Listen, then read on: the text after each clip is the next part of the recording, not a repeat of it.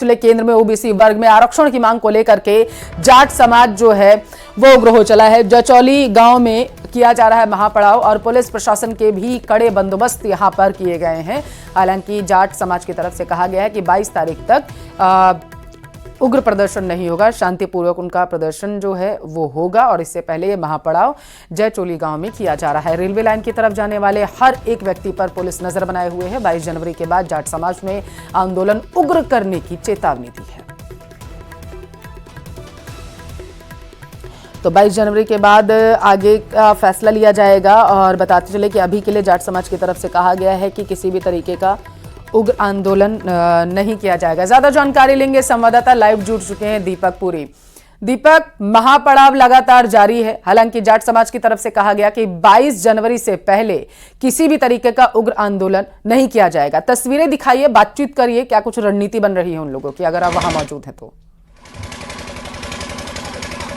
देखिए पल्लवी, मैं इस वक्त जयचोली गांव में मौजूद हूं, जहां जाट समाज का महापड़ाव चल रहा है और महापड़ाव का आज तीसरा दिन है। जाट समाज के लोग अभी भी महापड़ाव पर बैठे हुए हैं और कहना है कि 22 जनवरी तक शांतिपूर्ण तरीके से ये महापड़ाव चलेगा। अब तस्वीरें दिखाना चाहूंगा कि ये पांडाल है। इस पांडाल में देखिए आप, जाट समाज के लोग बैठे हुए हैं। हालांकि संख्या कम है, लेकिन फिर भी जो है लोग जो है वो बैठे हुए हैं। रात को भी यही ये जाट समाज के लोग रुकते हैं और खाने पीने की जो व्यवस्थाएं हैं वो इनकी यहीं पर की गई है। रात्रि में भी लोग यहाँ पर बैठे रहते हैं और इनका कहना है कि 22 जनवरी तक पूरे शांतिपूर्ण तरीके से ये महापड़ाव चलेगा और जो आंदोलन है वो 22 तारीख के बाद एक अलग रूप लेगा। ये जो आंदोलन है, तस्वीरें देखिए। अब ये गांव के अंदर जाके ना बैठे, वो बैठे हुए हैं। गांव के अंदर जाके महिलाओं का कहना है कि 22 जनवरी तक एक है वो पूरी तरह विचार आया है तरीके से चलेगा कि कर्मचारी लोग गांव में अंदर प्रवेश कर रहे हैं। जो 22 जनवरी के बाद में जो आंदोलन है वो एक अलग रूप लेगा। ये लोगों का फैसला जो है वो अभी रणनीति चल रही है। इस आंदोलन को लेकर के क्या आगे की रणनीति बनी है। इस आरक्षण संघर्ष समिति में काफी पदाधिकारी जुड़े हुए हैं। यहाँ पर जो देख रहे हैं वो संयोजक हैं नैम सिंह फौजदार, उनके नेतृत्व में ये आंदोलन यहाँ पर महापड़ाव चल रहा है और आज महापड़ाव का तीसरा दिन है। लेकिन सबसे बड़ी बात यह है पल्लवी की अभी तक कोई सकारात्मक रुख यहाँ पर नहीं निकला है, ना कोई बातचीत का रास्ता यहाँ पर निकलता हुआ नजर आ रहा है। तो ऐसे में जाट समाज का कहना है कि हमारी धैर्य की परीक्षा जो है वो ली जा रही है, लेकिन 22 तारीख के बाद ये आंदोलन जो है वो एक अलग रूप लेगा, ये इनका कहना है। और तस्वीरें देखिए, लोग बैठे हुए हैं, लगातार लोगों की संख्या जो है बढ़ती जा रही है। संयोजक हैं, उनसे हम बात करने की कोशिश करेंगे कि आखिर किस तरह से ये आंदोलन जो है अब आगे बढ़ने वाला है, क्योंकि आज तीसरा दिन है, आपके महापड़ाव का तीसरा दिन है। आगे क्या रणनीति रहेगी जाट समाज की? देखिए, हमने सरकार को बार बार समय दिया है। 25 दिसंबर से आंदोलन शुरू हुआ, 7 जनवरी को महापंचायत हुई, फिर हमने 10 दिन का समय दिया।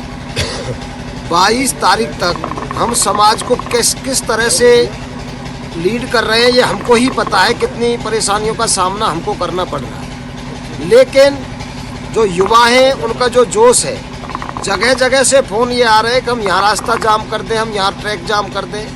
लेकिन भगवान राम के मंदिर का अनावरण का कार्यक्रम है, उद्घाटन समारोह, प्राण प्रतिष्ठा का कार्यक्रम 22 तारीख का है। जब तक हम राम के काम में बाधा बनना नहीं चाहते, किसी राम भक्त को कोई रास्ते में परेशानी हो, इसलिए हम 22 तारीख तक शांति प्रिय गांधीवादी तरीका से महापड़ाव पर बैठे हैं।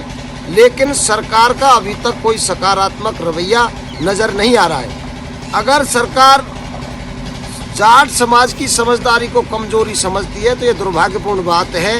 2017 का आंदोलन सरकार झेल चुकी है और जाट समाज की ताकत देख चुकी है, लेकिन हम उसकी पुनरावृत्ति करना नहीं चाहते। बार बार सरकार को समय हम इसलिए दे रहे हैं, अगर सरकार ने जाट समाज की बात को गंभीरता से नहीं लिया तो निश्चित तौर पर 22 तारीख के बाद आंदोलन का रुख अलग ही नजर आएगा, जिसके लिए सरकार जिम्मेदार होगी। हम गांधीवादी तरीका से आप लोगों के माध्यम से ये इसलिए कर रहे हैं कि सरकार और आम आदमी ये नहीं कहे कि जाट समाज ने सीधे ही एक उग्र आंदोलन की शुरुआत की।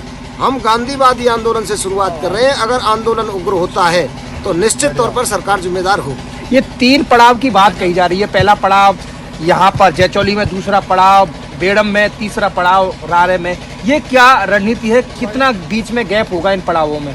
ऐसा है, ये एक आंदोलन की रणनीति का हिस्सा है। ये पड़ाव यहाँ चल रहा है।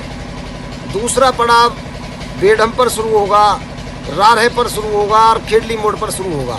इन पड़ावों का उद्देश्य केवल इतना है कि जिस दिन यहाँ से बटन दबेगा उस दिन एक साथ भरतपुर जिले से जितने भी रास्ते गुजरते हैं, चाहे वो सड़क मार्ग हो चाहे वो रेल की पटरी हो, जाटों के गांव से जितने भी जो रास्ते गुजरते हैं उन सारे रास्तों पर जाम लगेंगे और उसके लिए सीधे तौर पर सरकार जिम्मेदार होगी। हमारे सारी विधिक कार्रवाई पूरी होने के बाद सरकार हमारी बात को गंभीरता से नहीं ले रही। तो बिल्कुल ये संयोजक हैं नेम सिंह फौजदार, जिनका कहना है कि 22 तारीख के बाद जी दीपक, रिमोट का जो बटन है वो यहाँ से दबेगा और जो अन्य पड़ाव है 22 तारीख के बाद आंदोलन उग्र करने की चेतावनी दी गई है जाट समाज की तरफ से। बहुत शुक्रिया जानकारी पहुंचाने के लिए। खबरों में आगे बढ़ेंगे, जयपुर का रुख करेंगे। आज से विधानसभा सत्र का आगाज होने वाला है। कार्य सलाहकार समिति की बैठक बताया जा रहा है कि संपन्न हो चुकी है। कल विधानसभा की छुट्टी रहेगी। 23 और 24 जनवरी को अब सदन चलेगा। तो बड़ी खबर आप तक पहुंचा रहे हैं, कल विधानसभा की छुट्टी रहेगी और इसी वजह से बताया जा रहा है कि अब जो है 23 और 24 जनवरी को जो सदन है वो चलेगा। उसकी कार्यवाही जो है वो 23 और 24 को चलेगी। 22 तारीख को क्योंकि रामलला की प्राण प्रतिष्ठा है तो इस वजह से भी छुट्टी। कोटा का रुख करेंगे, जहां से बड़ी खबर है। थर्मल प्लांट में कोयला संकट अब गहराता जा रहा है। प्रदेश में कोयला संकट का कोटा में भी असर देखने को मिला। सुपर पावर थर्मल प्लांट में कोयला संकट है। थर्मल प्लांट में बचा सिर्फ 2 दिन का कोयला। प्लांट के 7 इकाइयों से बताया जा रहा है कि 1220 मेगावाट बिजली का उत्पादन जो है वो किया जा रहा है। तो 1220 मेगावाट बिजली का उत्पादन किया गया। कोटा से इस वक्त की बड़ी खबर है। प्रदेश में कोयला संकट का खतरा लगातार बना हुआ है।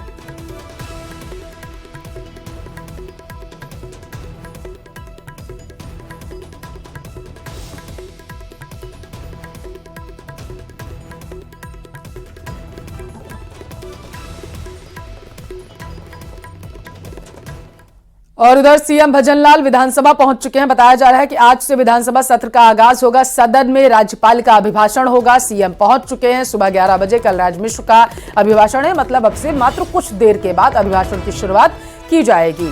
विधानसभा में राज्यपाल का स्वागत किया जाएगा। प्रोसेशन के माध्यम से सदन में लाया जाएगा। तो इस वक्त की बड़ी खबर आप तक पहुंचा रहे, जहां पर नई सरकार से नई उम्मीदें लोगों को है और सबकी नजरें टिकी हुई हैं कि किस तरीके से सदन में आगे की कार्यवाही जो है वो देखने को मिलेगी।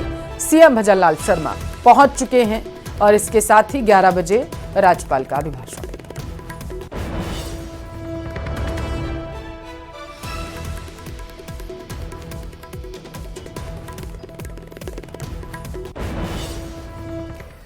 कोचिंग संस्थानों को केंद्र की नई गाइडलाइन मिली है। 16 साल से कम उम्र की कोचिंग अब बंद हो जाएगी। बिना मंजूरी कोचिंग सेंटर नहीं खोले जा सकेंगे। नियमों शर्तों के उल्लंघन पर जुर्माना लगेगा। पहले उल्लंघन पर 25,000 का जुर्माना, दूसरी बार 1 लाख का जुर्माना लगेगा।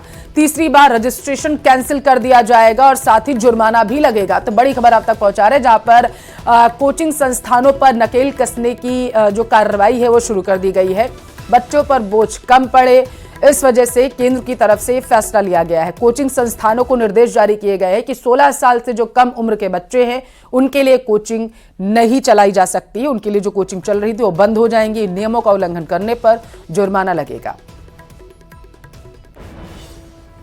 तो कोचिंग संस्थानों को केंद्र की नई गाइडलाइन जो है जारी हुई है। बताते चले कि जानकारी ये मिल पा रही है कि पहली बार में जब उल्लंघन किया जाएगा, मतलब केंद्र की गाइडलाइंस का, तो 25,000 का जुर्माना लगेगा और दूसरी बार भी अगर उल्लंघन करता हुआ कोई कोचिंग संस्थान पाया गया कि 16 साल से कम उम्र के बच्चे की वहां पर कोचिंग संचालित हो रही होगी, चल रही होगी, तो 1 लाख का जुर्माना लगेगा और इसके साथ साथ आगे की कार्रवाई भी की जा सकती है। लाइसेंस कैंसिल किया जा सकता है, ऐसी जानकारी है। नियमों का उल्लंघन करने पर, शर्तों का उल्लंघन करने पर जहां जुर्माना लगेगा, तो वहीं दूसरी तरफ जो है वो रजिस्ट्रेशन कैंसिल करने की भी बात कही जा रही है। रिफंड में हॉस्टल और मेस भी शामिल है, ऐसी जानकारी है। गाइडलाइंस जो जारी की गई हैं उसकी तरफ से गाइडलाइन का फॉलो नहीं करने पर 1 लाख तक का जुर्माना लगेगा। तो केंद्र ने बच्चों पर कम प्रेशर हो और बच्चे बेहतर तरीके से कार्य कर सके, इसके लिए पढ़ाई कर सके, इसलिए केंद्र की तरफ से गाइडलाइन जारी की गई है। ऐसी जानकारी सामने निकल कर आ पाई है। कोचिंग संस्थानों को केंद्र ने गाइडलाइन जारी की है कि अब वो 16 साल से कम उम्र के बच्चों को नहीं पढ़ा सकेंगे कोचिंग में। ज्यादा जानकारी लेंगे, संवाददाता हिमांशु लाइव जुड़ चुके हैं। हिमांशु, परिवार के लिए तो बहुत अच्छी खबर होगी कि चलिए ठीक है, अब उनके बच्चे पर प्रेशर जो है वो कम होगा, और क्या कुछ जानकारी सामने निकल कर आ पाई है केंद्र ने जो गाइडलाइन जारी की है, जरा बताइए विस्तार से। देखिए पल्लवी, कोटा देश भर में आईआईटी और मेडिकल की तैयारी कराने के लिए जाना जाता है। कश्मीर से लेकर कन्याकुमारी तक के जो स्टूडेंट हैं वो कोटा में इंजीनियर और डॉक्टर बनने का सपना लेकर के आते हैं। करीब करीब 2 से 2.5 लाख स्टूडेंट की तादाद होती है और ये तमाम स्टूडेंट कोटा में एक सुनहरा सपना लिए, सपने को संजो करके कोटा में आते हैं। लेकिन सबसे बड़ी बात यह है कि कई सारे सवाल इन सब के बीच में खड़े होते हैं, क्योंकि अक्सर हमने देखा है कि कोटा में कोचिंग स्टूडेंट के सुसाइड के मामले सामने आते हैं और अक्सर मांग उठती रही है कि ऐसी गाइडलाइन जारी की जाए जिसके दायरे में कोचिंग संस्थान आए, और ऐसे में वो तमाम स्टूडेंट जो कि कहीं ना कहीं ये महसूस करते हैं कि किसी भी तरह से जो है वो गाइडलाइन का कोई दायरा नहीं है, किसी भी तरह से कोई नियम नहीं है, और ऐसे में अब जब केंद्र सरकार की तरफ से ये गाइडलाइन जारी की गई है और ऐसे में जो है वो गाइडलाइन स्पष्ट तौर पर कोचिंग जो संस्थान है उन पर शिकंजा कसने की जो तैयारी है वो स्पष्ट तौर पर कह सकते हो, क्योंकि हमने ये देखा है डिस्ट्रिक्ट एडमिनिस्ट्रेशन की तरफ से अक्सर गाइडलाइन जारी की गई, अक्सर ये देखा गया कि उन गाइडलाइन की जो है वो पालना नहीं हुई, लेकिन अब सीधे तौर पर जो है वो शिक्षा मंत्रालय की तरफ से गाइडलाइन जारी की गई है, केंद्रीय शिक्षा मंत्रालय की तरफ से गाइडलाइन जारी की गई है। और सबसे बड़ी बात यह कि 16 साल से कम जो उम्र का स्टूडेंट है, कोई छात्र है, तो उसे कोचिंग में दाखिला नहीं दिया जा सकेगा। स्पष्ट तौर पर वो तमाम कोचिंग इंस्टीट्यूट, अक्सर कोटा में एक शिकायत रहती है मोटे तौर पर कि स्टूडेंट अगर बीच में कोचिंग छोड़ करके जाना चाहता है तो फीस रिफंड एक बहुत बड़ा इशू है जो मोटे तौर पर सामने आता है। और इससे राहत थोड़ी सी जरूर मिलेगी बच्चों को भी और उनके परिवार वालों को भी। बहुत शुक्रिया हिमांशु, खबरों में आगे बढ़ेंगे।